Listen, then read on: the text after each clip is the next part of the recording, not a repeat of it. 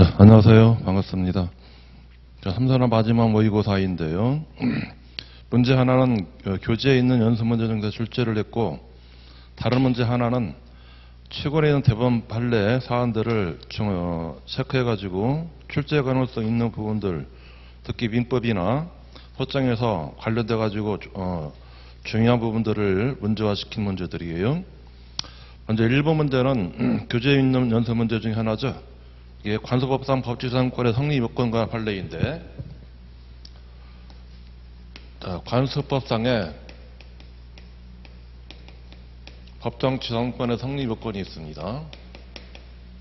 성립 요건은 첫 번째, 토지하고 건물이 동일 소유자여야 돼요.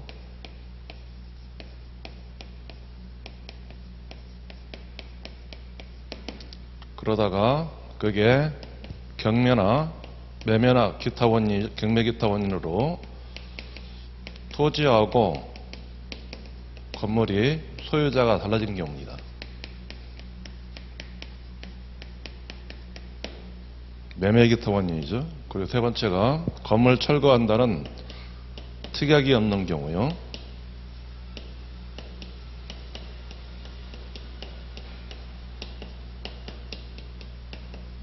자, 이와 관련된 부분들인데, 토지 건물의 동일 소유 판단 기준 시기 부분들이 종전 판례하고 다르죠. 종전 판례는 매수인이 매각 대금 납부 시, 대금 납부 시를 기준으로 했다는 겁니다. 그렇지만은 이 판례를 변경시켜 가지고 압류 당시 기준을 해야 돼요. 그리고 만일 가압류가 돼 있다가 이게 본압류로 이렇게 이전된 경우에는 가압류 당시를 기준으로 해가지고 토지하고 건물로 동일한 소유를 판단한다는 겁니다.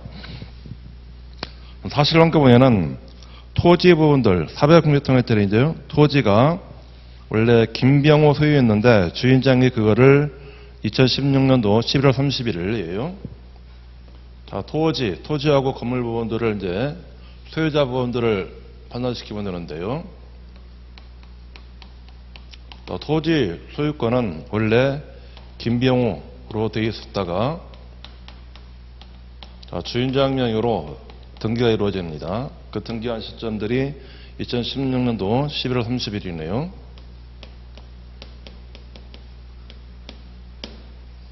그 위에 이제 건물이 있는데, 건물은 최초에 최소명의 보존 등기가 2017년도 1월 3일이네요.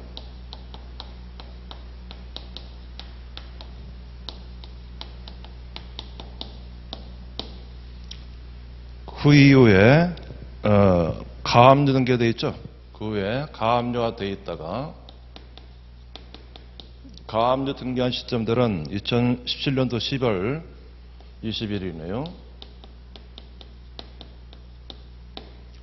그리고 그 뒤에 강제경매, 본압류죠. 본압류 경매 결정이 이루어지고, 개시결정은 18년도 9월 18일.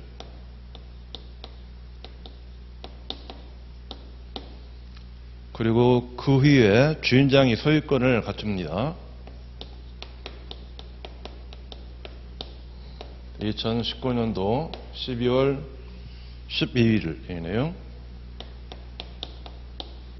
그리고 이 건물이 매각돼 가지고 황당회가 거기 소유권을 갖춥니다.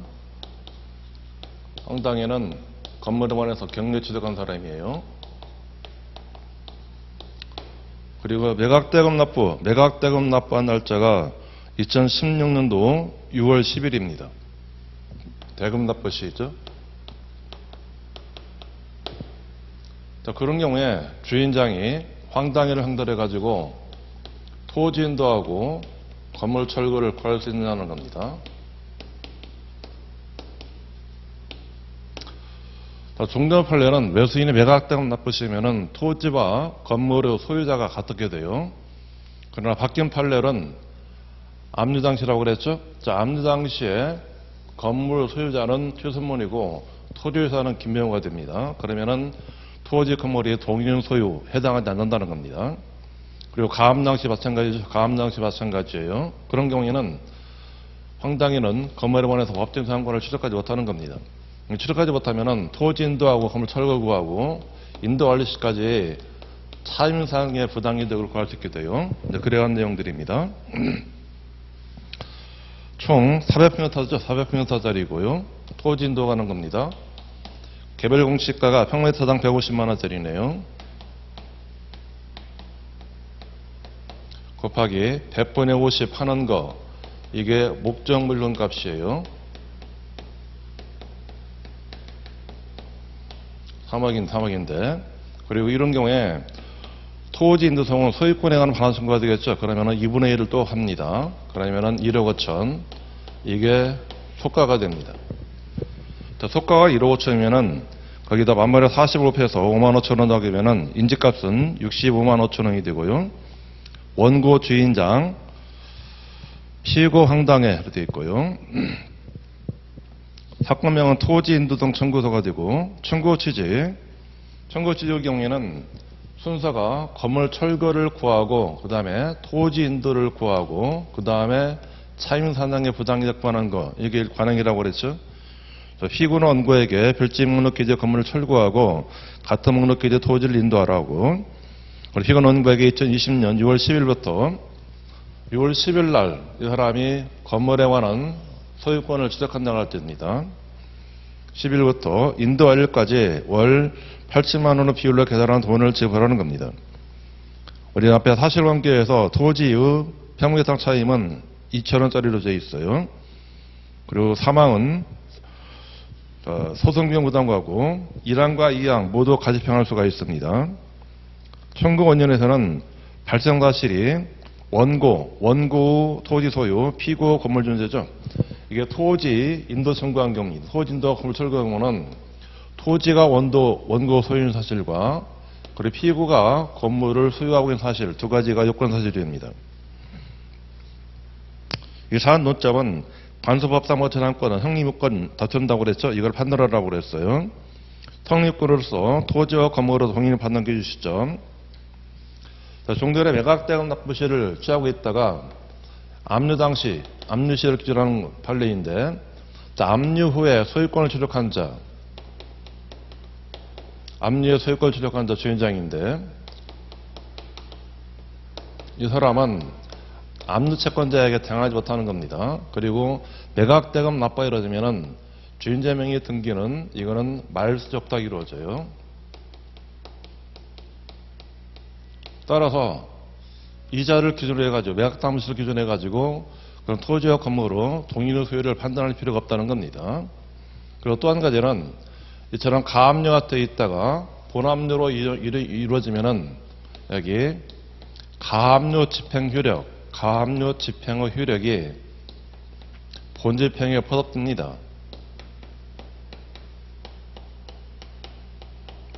그 결과 당초부터 본집행이 있던 것 같다는 겁니다. 이 판례는 꼭 언급해 줘야 돼요. 그래서 가압류 장치를 기준하는 겁니다. 결국은 상대방의 법정지상권 성립 주장에 관해서는 이거를 항변, 이제 재항변 해야 되겠죠. 가능이요. 이 사건에서 가압 당시의 소유, 건물 소유자는 최소문이고 그 당시의 토지 소유자는 주인장이기 때문에 토지와 건물이 동일한 소유에 속하지 않는 겁니다. 그런 경우는 법정지상권 성립하지 않는 겁니다. 그리고 차임산당의 부당이득 벌어진 거라고 그랬어요. 그래서 원고 소유 토지 이외에 피고의 무단 건물이 존재하는 자체만으로서는 차임상당의 부당이득이 생기는 겁니다. 그거를 반환 청구하는 것들이고요. 입증 방법 청구서로 이런 것들은 특별한 것들은 없어요.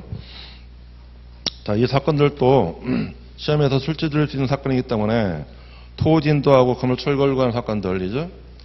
우리 사건에서 출제될 수 있는 사건들이 몇 가지 있는데, 이행의서에서는 세 가지, 셋 중에 하나입니다.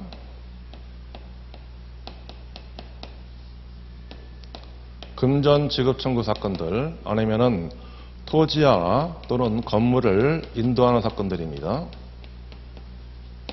아니면은 의사진술, 등기관한 소송이죠. 의사진술을 구하는 것들. 그리고 형사소송에서는 딱 한 가지 절제된다고 그랬죠. 형사소송에서는 그런 사행위, 취소 소송이 절제될 겁니다. 이게 출제되는 유형이기 때문에 여기 1개 1번 문제예요. 이걸 앞으로 계속적으로 반복적으로 출제하게 될 겁니다. 자, 2번 문제. 2번 문제는 이것도 주의를 요하는 최근 판례 중인 하나 부분들인데요. 자, 2번 문제 사실관계 쪽 볼게요.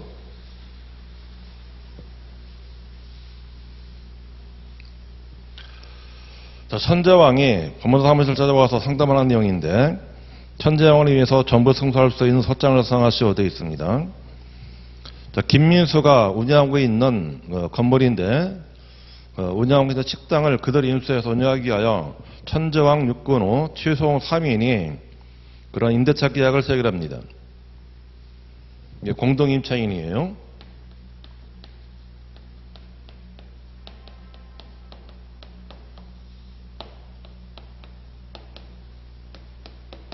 공동임차인이 보증금 2억짜리죠. 보증금에 관한 2억, 월차이면 1,300이네요. 이렇게 해서 임대차 계약을 체결합니다. 밑에 있는 내용들은 보시고요. 그리고 천재왕과 입군호, 세 사람 사이에 별도로 상호 식당 운영 방식에 관해서는 운영 계약을 체결했는데, 주요 내용은 뒤에 있는 별지가 있을 겁니다. 주요 내용들은 답안인데요. 3인의 출자를 하는 겁니다. 3인의 출자를 한 그다음에 사업자 등록을 하게 되고, 그리고 최소홍이가 단독으로 식당을 운영하는 겁니다. 그 중에서 최소홍이 단독으로 식당을 운영하고, 나머지는 사업 자금을 출자를 하는 사람들이에요. 그리고 최소홍은 영업부진을 인하여 3개월 이상의 차임을 지시하자 김유사와 사이에 계약을 합의 해지를 합니다. 계약이 해지가 이루어질 거요. 해지 시에 합의 당시 최소홍과 김미선은 이 사건 식당을 최소홍이 운영하면서 발생한 거래처 채무 중 일부와 직원들의 체불임금 등 일부를 김민수가 인수하고, 그리고 연체 차임을 공제하는 등 1억 5천만 원을 공제하기로 합의합니다. 여기 2억에서 공제 합의죠. 두 가지죠. 두 가지. 연체 차임은 7천만 원.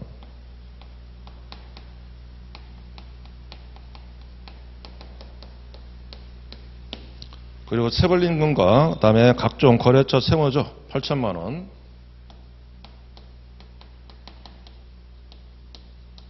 이거를 공제하기로 합의하고 1억 5천 공제하면은 나머지 5천이 될 거예요. 합의를 하고요. 그 다음에 이 사건 식당에 관한 취소 거래처인 박정식이 이자와 채권자가 여기 보증금에 관해서 박정식이가 보증금 5천만 원 중에서 여정에 대해서요 4,300만 원에 관해서 채권을 압류하고 추심명령이 이루어졌어요. 정무명령이 이루어졌습니다. 정무명령 확정이 이루어졌어요. 뒷페이지 사실관계 있는 거 볼게요. 4,300이 정무명령이 이루어졌다고 그랬고요. 확정이 이루어졌습니다. 천재형과 입건원은 임대계약이 해결된 사실을 알고 김민수에게 보증금 반환을 구했는데, 김민수는 2억 원에서 여기 1억 5천만 원, 총 1억 5천이죠. 1억 5천과 그 다음에 4,300을 빼고 700만 원만 줄 수 있겠다라고 하는 겁니다. 천재왕이 법무사에게 소장을 이용하면서 1억 5천만 원이 공제되는지 하고, 또한 정무명령과 채권도 공제되는지를 잘 살펴보려는 당부됐다는 겁니다. 두 가지가 모두 공제되는지 부분들이에요.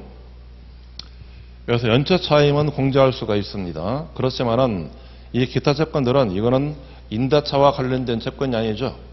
임대차와 관련한 임대인의 임차인에 대한 채권이 아니라는 겁니다. 이 채권이 아니면은 공제했다 하더라도 공제로서 다른 공동임차에게 대응할 수 없다는 겁니다. 그리고 공동임차인의 성격인데 이 성격은 일반적으로 이거를 불가번 채권이라고 본다고 그랬죠. 불가번 채권이라는 겁니다. 뒤에 운영계약서는 따로 보시고요. 이거는 별 의미가 없어요. 결국 여기 그중에 한 사람, 지금 천재왕이죠. 천재왕이가 맡겼다고 그랬죠. 천재왕이가 임대 형들해 가지고 얼마를 청구할 수 있는지 문제들이에요. 여기 1억 2억에서 7천만 원 공제한 나머지 1억 3천이죠. 1억 3천인데 그 중에서 이거는 공제해봤자 공제 효력이 미치지 않습니다. 그리고 채권 압류 조명령인데 이거는 취소형을 채무자라는 채권 압류 조명이에요. 이런 경우는 다른 불가번 채권자에게는 그 효력이 미치지 않는다는 겁니다. 따라서 다른 불가번 채권자는 1억 3천여 원에서 전액을 청구할 수 있게 돼요. 자, 1억 3천이 효과가 나오는 부분들이고요. 자, 답안이 있는 거 볼게요. 효과는 1억 3천. 그러면은 만번에 40 곱하고 5만 5천 원이면은 57만 5천 원이 인지값입니다. 원고 천재왕 대전광역시인데 광역시는 기재하지 않는다고 그랬죠. 대전 그렇게 기재하게 돼요. 피고 김민수. 그리고 임차보증금 반환 청구서가 됩니다. 청구 취지는 피고는 원고에게 1억 3천만 원과 이에 대한 2020년 10월 1일부터 2020년 10월 1일부터는 앞에 사실관계에서 건물 인도 날짜가 있을 거예요. 건물 인도 날짜가 9월 30일에 건물을 인도한 겁니다. 그러면은 그 다음 날부터 그런 지연 효력은 청구할 수 있게 되는 겁니다. 2020년, 22년 10월 1일부터 소장권 흥달까지는 연 5%에 그 다음 날부터 다음 날까지는 연 12% 각 비율로 계산한 돈을 지급하라. 이게 임차보증금 반환 청구 사건이죠. 사건이에요. 임차 여기 이 보증금원에서 그 지연 효력금 청구를 하려면은 항상 목적물 인도를 한 그 다음 날이라고 그랬죠. 지연 효력금 청구는 목적물 인도를 한 그 다음 날부터 지연 효력금 청구할 수 있게 됩니다. 그것도 주의하셔야 되고요. 가지평할수가 있고 소송비용 부담가입니다. 청구원이라 임대계약을 체결했다고 그랬죠. 계약 체결하고 임차보증금을 지급을 해줬고 그 상태 임대차가 끝이 났다는 겁니다. 세 가지가 요건 사실이에요. 임대차 계약 체결, 보증금 지급, 임대차 종료 세 가지 요건 사실. 그러면 보증금 반환 의무가 생기는 겁니다. 그러나 지금 원고들은 불가번 채권이라고 그랬죠. 불가번 채권들이에요. 그럼 불가번 채권의 의미는 각 채권자는 모두 채권자를 위하여 이행 청구할 수 있다는 겁니다. 그 채권자는 모든 채권자를 위하여 각 채권자에게 이행을 구할 수 있게 돼요. 이행을 할 수 있게 됩니다. 따라서 원고는 모든 채권자를 위하여 임차보증금 반환 채권으로 이행을 청구할 수 있는 것이고 채권자의 피고는 모든 채권자를 위하여 각 채권자에게 이행할 수 있다는 겁니다. 세 번째가 임대차 보증금과 담보 성격. 이건 꼭 논의해야 된다고 그랬죠. 이 보증금에서 연재 차임은 공제할 수 있지만은 그러나 그런 임대차와 관련된 채권이 아닌 나머지는 공제 효력이 없는 겁니다. 그래서 두 번째 있는 거죠. 8천만 원. 8천만 원은 공제 합의 별도 즉 공동임차인대로 별도 합의가 없는 한 그런 보증금으로 담보되는 것이 담보되지 않는다는 겁니다. 그런데 이 사건 공제합의는 불가번 채권자 1인인 소유 취소원이 다른 불가번 채권자는 원고와 소유 유권의 관여없이 혼자서 피고 합의한 것이기 때문에 실제로 그 효력이 원고와 소유 유권에 미치지 않는다는 겁니다. 따라서 연체 차임은 7천만 원을 공제한 나머지 1억 3천만 원을 지불하겠다고 했어요. 그리고 네 번째 여기 4,300도 공제한다고 그랬죠. 공제를 정하고 있는데 이게 불가번 채권 중 한 사람 1인을 채무자로 해가지고 이루어진 채권 압류의 명령은 다른 불가번 채권자에게는 미치지 않는다는 겁니다. 그러니까 4번이에요. 4번에서 1번에 있는 거.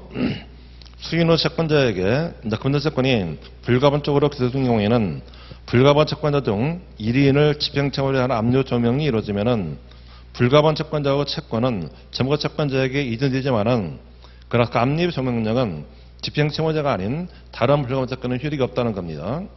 따라서 다른 불가반 채권자는 모든 채권자를 위하여 채무자에게 불가반 채권의 전부를 이행을 청구할 수가 있고, 채무자는 모든 채권을 위하여 다른 불가반 채권의 전부를 이행할 수 있다는 겁니다.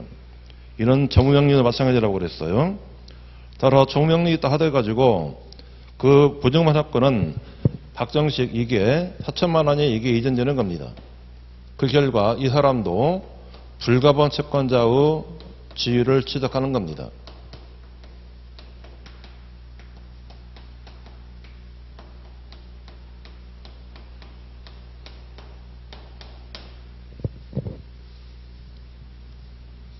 밑에 두 번째 되었죠. 그 불가반 채권자의 지위를 갖게 될 뿐이라고 그랬어요. 따라서 그런 방정식 점거 채권을 공전한 주장은 아무런 이유가 없다는 겁니다. 결국은 이거 7천만 원, 연체차임을 7천만 원 공제한 나머지 1억 3천여 원에서는 전액 청구를 할 수 있다고 그랬어요. 그러한 사건들이에요. 뒤에 모델 판례, 실제 근거 있는 판례 있을 겁니다. 2023년도 금년도 3월 30일자 나온 판례 중에 하나 부분들이에요. 판시사항, 판결료지 꼭 이거 체크하시고 암기하고 있어야 돼요. 그래서 소유는 채권자에게 금전 채권이 불가반적으로 기소된 경우에는 불가반 채권자 중 1인을 집행채무자라는 압류정이 이루어지면은 그 불가반 채권자의 채권은 점거 채권자에게 이전되지만은 그 압류 조명령으로 집행채무자 아닌 다른 불가반 채권자에게는 효력이 없다는 겁니다. 따라서 다른 불가반 채권자는 모든 채권자를 위하여 채무자에게 채권 전부 이행을 청구할 수 있고, 채무자는 모든 채권을 위하여 다른 불가반 채권자에게 전부를 이행할 수 있다는 겁니다. 그래서 원심에서는 이거이죠. 이거를 공지한 부분들을 지급해야 된다는 것들을 파기환송시킨 사건들이에요. 파기환송시킨 사건정의입니다. 뒤에 쭉 판례 사안들 있는 것들을 쭉 보시고요. 또 뒤에 두 번째 판례 부분들이 2021년도 10월 28일자에 있는 판례 있을 거예요. 공등임 차이는 보증금 하나 채권이 불가반 채권이 되느냐는 겁니다. 공등임 차이는 보증금 하나 채권이 불가반 채권이 되느냐, 그 논점들인데, 이 금년도 판례에서는 이거 불가반 채권으로 봤었죠. 불가반 채권인데요. 그런데 공동임 차이의 경우에 이게 지금 2인인데요. 2인인데 한 사람은 법인이에요. 한 사람은 법인 직원입니다.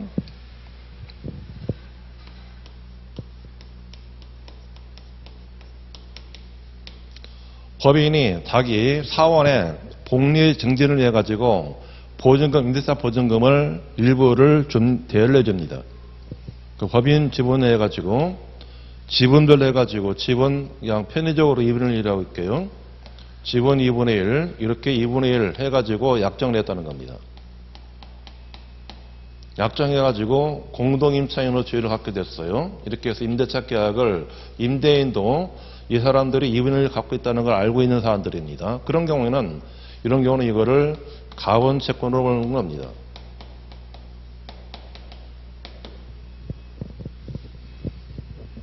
판지사항, 주택의 공동임차인 중 2등이 대항력권을 갖춘 상태에서 임차 건물에 양도된 경우에는 공동임차인에 대한 보증금 하나 전부가 임대인의 지위를 승계한 양선이 이전됩니다. 그럼 원래 양도인의 채무는 없어지게 돼요. 이러한 법리는 계약권 사이에 공동임차인의 보증금 지분을 별도로 정한 경우도 마찬가지라는 겁니다. 지분을 별도로 정령하더라도 여기 임대인의 목적물 양수인, 주택의 양수인이 있으면은 주택의 양수인은 종전 임대인이 갖고 있는 보증금 반환 채무를 이 사람이 면책적 채무 인수원이 된다고 그랬죠. 면책적으로 채무를 인수하는 겁니다.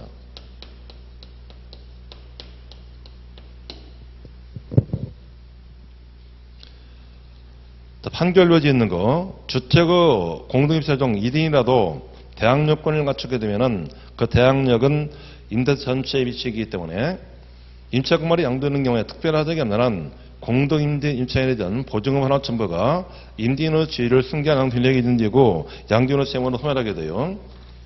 따라서 이런 법률은 계약 당사 사이에 공동임차인의 보증금 지분을 별도로 정한 경우도 마찬가지라는 겁니다. 이때 공동임차인으로서는 계약을 체결한 것은 기본적으로 임대차 계약에 따른 권리 의무를 함께 하겠다는 것이고, 보증명하는 지분을 정하여 그 지분에 따라서 임대차 보증을 지급하거나 반환받기로 약정했다 하더라도 임대차 계약 자체를 지분에 따라 분리하겠다는 것으로 볼 수는 없다는 겁니다. 이런 경우 하더라도 대항력이 있게 되면요, 대항력이 있게 되면은 보증금 전체가 주택 양수인에게 그런 면책 채무 인수가 된다고 그랬어요. 밑에 판결 이유 있는 거 볼게요. 갑은 한국 수제력 원자력 주식회사 한수원과 그 직원인 소희일은 소희일로부터 이 사건 아파트를 공동으로 임차하면서 보증금은 1억을 하되 지분은 한수원은 1억 3천만 원, 소희일은 7천만 원을 별도로 정하고 기간을 정했습니다. 그리고 그대로 입주해가지고 거주하고 있어요. 그리고 한수원과 소희일은 보증금 하락을 담보하게 하여 원고가 신용보험 보험계약을 체결했다는 겁니다. 요즘 보증금 사건 많이 나죠? 이게 관련 문제들인데요. 그런데 피고는 소유권을 취득해서 소희의 임대인의 지위를 승계한 다음 유한유사 진DNC에게 이 아파트에 관하여 매매를 원리로 한 등기를 갖춰주는 겁니다. 그런 유한유사가 지금 소유권을 취득한 사람들이에요. 그리고 마반에 기간이 만료되고 이 사건 아파트가 인도되었는데도 한수원과 소유일이 그 이전 보증을 반환받지 못하게 되자 그런 보험계획에 따른 한수원과 소유에 관한 그 지분을 보증금을 지급하고 구상금 충분을 두는 서울적인 사건들이에요. 이런 경우는 전체적으로 대항력이 있다는 겁니다. 따라서 이런 경우에 주택의 양수인은 여기 면책명이기 때문에 구상금 채무를 지게 되는 겁니다. 그러한 부분들인데요. 뒷페이지에 보면은 이런 경우 여기에서는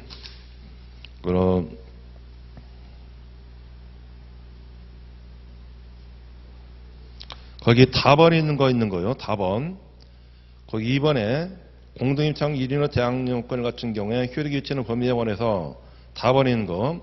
원심 판결의 경우에는 계약 당사 사이에 한수원과 소희일의 보증금 지분을 정하여 그 지분에 따라서 보증금을 반환받기로 약정했다고 볼 여지가 있기 때문에 원심이 보증금 반환권을 일반적인 불가반 채권으로 선정하는 부적절하다는 겁니다.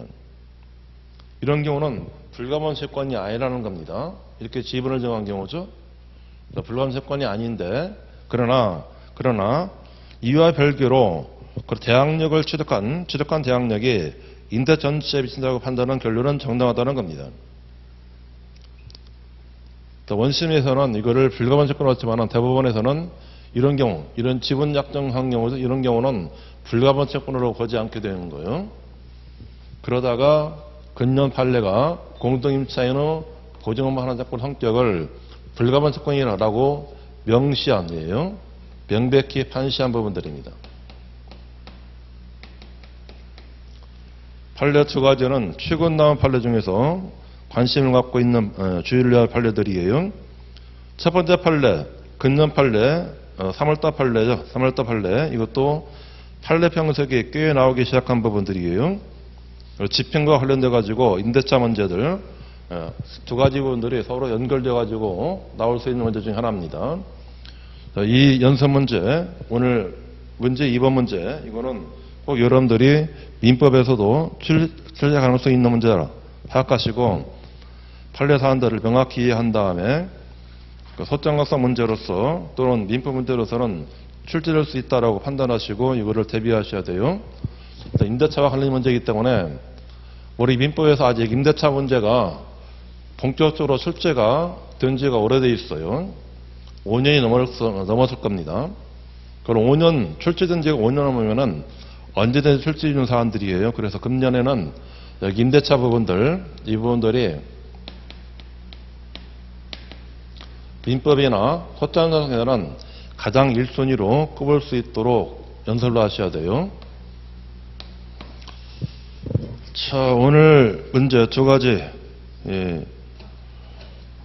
풀이해드렸어요. 내일도 마찬가지입니다. 내일도 교재에 있는 연습 문제 중에 한 문제하고 그다음에 최근에 나온 판례 중에서 이런 꼭 알고 가야 될 판례 그중에 문제 하나, 두 가지 해가지고 두 문제를 이런 식으로 80번 쓸 겁니다.